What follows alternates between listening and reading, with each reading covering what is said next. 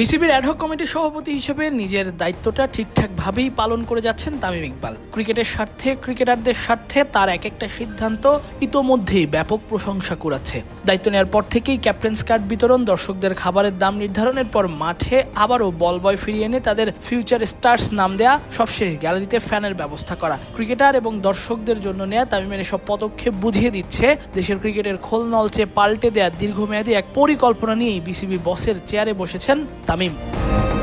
5+ star rating প্রাপ্ত দেশের সর্বোচ্চ বিদ্যুৎ সাশ্রয়ী ওয়ালটন এসি স্মার্ট কমফোর্ট এখন নেক্সট লেভেলে।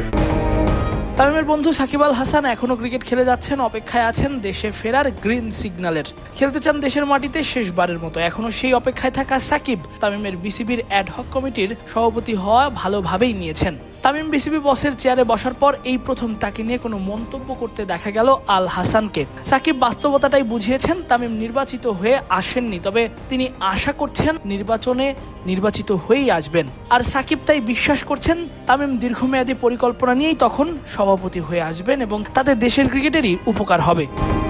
আমি বলতে চাই, তিনি তো নির্বাচিত হয়ে আসেননি, তিনি নির্বাচন আয়োজনের জন্য সেখানে দায়িত্ব পেয়েছেন এবং আশা করি তিনি যদি সভাপতি হন, আমি মনে করি তার একটি দীর্ঘমেয়াদী পরিকল্পনা থাকবে এবং নিশ্চিতভাবেই বাংলাদেশ ক্রিকেট তার কাছ থেকে উপকৃত হবে। বন্ধু তামিম বোর্ড সভাপতির চেয়ারে বসলেও এখনও নিশ্চিত নয় সাকিবের ফেরা, তবে তিনি আশা ছাড়েননি। পরিস্থিতি সময়ের সাথে ভালোর দিকেই, নিজের চাওয়াটাকে পাওয়ায় রূপান্তরে সাকিব এখনও আশাবাদী। দেখা যাক পরে কি হয়। আমি মনে করি আগের থেকে পরিস্থিতি ভালো হতে শুরু করেছে। আজ হোক কাল হোক ভালো হবে। সময়ের সাথে যদি সবকিছু ঠিক থাকে, আমি আশাবাদী আমি যা চাচ্ছি তা আমি পাবো।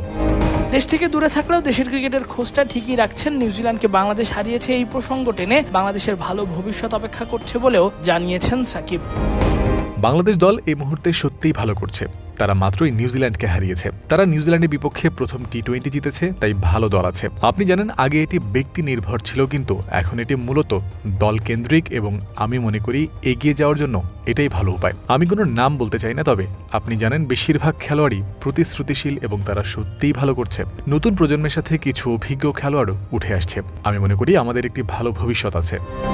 তাসফিক পলক, ক্রিক ফ্রেঞ্জি।